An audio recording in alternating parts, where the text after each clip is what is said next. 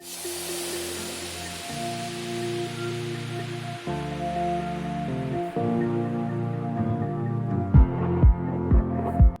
à tous, on se retrouve aujourd'hui lundi 2 décembre pour notre vidéo de marché hebdomadaire.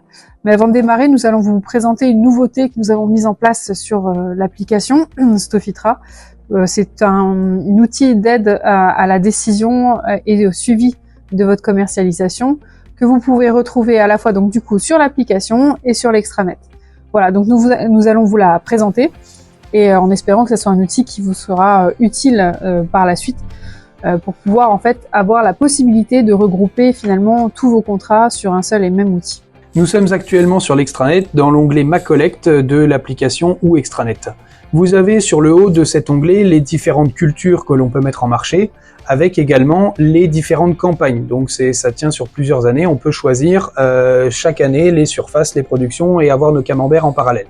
Donc là nous sommes sur l'onglet Blé meunier sur lequel on peut insérer la surface récoltée, la production prévisionnelle pour l'année à venir, ainsi que le seuil de commercialisation. Nous allons y revenir dans quelques instants. Les productions et les surfaces, enfin les productions en particulier, pourront être réajustées après récolte. Donc vous avez là dans notre exemple 2 contrats qui ont été souscrits, qui sont enregistrés automatiquement s'ils ont été contractualisés chez Stofitra. Donc un contrat de 30 tonnes à 227,50 et un à 244. Et l'outil nous calcule notre prix moyen sur les 55 tonnes fixées à 235 € tonnes. Nous avons également 2 onglets pour les cours de fixation et restes à contractualiser que nous allons vous présenter juste après.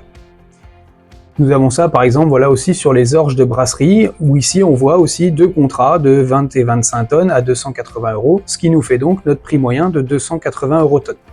Donc cet outil de prix moyen va nous servir à suivre le seuil de commercialisation. Il faudra bien mettre en parallèle ces 2 éléments qui sont très importants afin de garantir son revenu sur l'exploitation.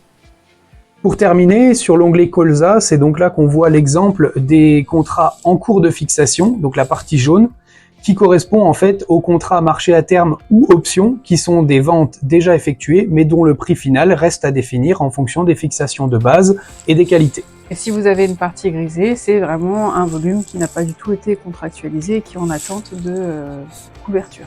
On peut également ajouter des contrats extérieurs non contractualisés donc du coup chez Stofitra. Vous pouvez les renseigner, donc comme ça vous permettra d'avoir la totalité de vos contrats liés à, du coup à votre production. Donc vous pouvez renseigner les dates, les quantités affectées à ces contrats-là, le prix, et puis vous montez en commentaire ce que vous souhaitez mettre. Vous pouvez mettre contrat extérieur, bon là en l'occurrence contrat extérieur Stofitra. Et donc du coup, ça vous permet en fait de tout regrouper dans un seul et même suivi et aide. Donc c'est vraiment un outil d'aide à la commercialisation. Donc nous espérons que c'est un outil qui pourra vous aider à avoir la lisibilité assez rapide sur votre mise en marché et en tout cas que ça sera un atout dans votre suivi. On va donc continuer avec notre point de marché et on démarre avec le marché des céréales. Le marché du blé reste pénalisé par un contexte fondamental sans réels éléments haussiers. Le retour de la demande avec les appels d'offres la semaine dernière n'a fait qu'illustrer la compétitivité persistante des blés mer Noire. Le marché attend donc toujours une reprise sur les portuaires de l'Europe de l'Ouest. Les récoltes argentines sont effectuées à 39% et les rendements sont bons. On en attend actuellement de même sur la partie australienne. Pour terminer, d'un point de vue géopolitique, malgré les attaques russes sur les infrastructures énergétiques ukrainiennes, le marché considère que tant que les chargements ne sont pas perturbés, les financiers n'ont pas forcément de raison d'acheter le marché. Nous allons passer donc au graphique. Concernant les graphiques, on voit qu'on a sensiblement un petit goulot d'étranglement qui pourrait apparaître, donc avec une figure un peu en drapeau comme ça, après à voir si effectivement on a une sortie par le haut ou pas. En tout cas, ce qu'il faut retenir, c'est que voilà, on n'a pas encore assez d'éléments pour partir sur quelque chose qui va être entre guillemets haussier.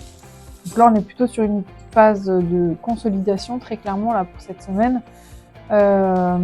et de stabilisation. Ce qu'il faut retenir, c'est que je ne pense pas que le marché ait vocation à baisser cette semaine. Sauf éléments non connus et non maîtrisés. Concernant le Mars, on a un support à 205 et une résistance à 212,25, 213,50. Nous allons passer au marché des oléagineux. Sur les oléagineux, l'huile de palme a rebondi la semaine dernière, portée par des craintes productives à cause de pluies excédentaires sur la partie malaisienne et indonésienne. Le colza, porté par l'huile de palme, reprenait des couleurs en fin de semaine vendredi. Le canola canadien semble avoir intégré les conséquences de la mise en place de droits de douane américains sur les importations. Rappelons tout de même que cet impact pourrait être important car 90% des exportations d'huile de canola canadienne sont destinées aux États-Unis. Concernant les graphiques, on a un support sur février à 502,50, donc qui représente quand même un gap, et une résistance à 517. On a un marché qui a quand même subi une sacrée purge la semaine dernière, donc bon, je pense qu'il va déjà digérer tout ça et on verra pour la suite. Pour conclure, concernant la partie blé, a priori, il n'y aurait pas péril dans la demeure, en tout cas pour cette semaine, pour penser ou espérer y avoir une grosse baisse sur ce marché-là pour le moment. Je pense que ces niveaux actuels autour de 210 décembre et 220 mars et un niveau vraiment de plancher. Je vois pas en tout cas avec les éléments qu'on a là actuellement le marché baisser plus que ça. Pareil comme d'habitude, sauf éléments non maîtrisés comme on dit à chaque fois. Donc plutôt une phase de consolidation, mais pour autant on n'a pas non plus suffisamment d'éléments pour que ça soit foncièrement haussier, en tout cas sur cette première partie de semaine. À voir à la fin de la semaine si on a d'autres éléments par rapport à ce qu'on a évoqué là pendant le point. Mais pour le moment, plutôt une consolidation et un maintien du marché en blé pour le moment. Concernant les colza, comme on l'a dit, on a fait quand même une grosse purge la semaine dernière qui était quand même non négligeable sur les 10 derniers jours. Je pense que là c'est pareil, il faut quand même être assez vigilant. Le colza c'est un marché qui est quand même très réactif, on a pu le voir, on a perdu quasiment 40 € en l'espace d'une dizaine de jours, donc c'est quand même pas négligeable. Pour le moment pareil, il y a plutôt pas de raison à ce qu'il passe en dessous des 500 février. Mais pareil, on reste, si on prend du recul et qu'on raisonne purement seuil de commercialisation, de mise en marché et qu'on sort un petit peu du contexte marché avec les fondamentaux et ce qu'il peut y avoir derrière, c'est que je pense qu'on reste sur des niveaux qui sont relativement intéressants par rapport au seuil de commercialisation des exploitations moyennes en Lorraine actuellement. Et je pense que ça reste des niveaux sur lesquels on peut marquer et qu'il serait dommage de louper si jamais on vient les louper. Donc les objectifs qu'on avait il y a une quinzaine de jours, on disait peut-être qu'il peut atteindre les 560, 570. Bon, il y a encore un peu de marge de manœuvre, du coup on s'en est quand même beaucoup éloigné. Mais voilà, ce que je vous évoquais, c'était un plafond qui finalement, un niveau qui s'était quand même plutôt maintenu. C'était le niveau de 530 qui pour moi était un niveau d'alerte, et finalement ça s'est quand même globalement confirmé. Donc reste à voir en fonction de votre mise en marché personnelle comment les choses sont en place. Mais en tout cas, voilà, si vous avez des questions, n'hésitez pas à nous contacter et on pourra vous apporter une stratégie plus précise en fonction de ce qui a déjà été fait sur la mise en marché de vos exploitations. En attendant, je vous remercie pour votre attention, je vous souhaite une bonne semaine, à bientôt, au revoir.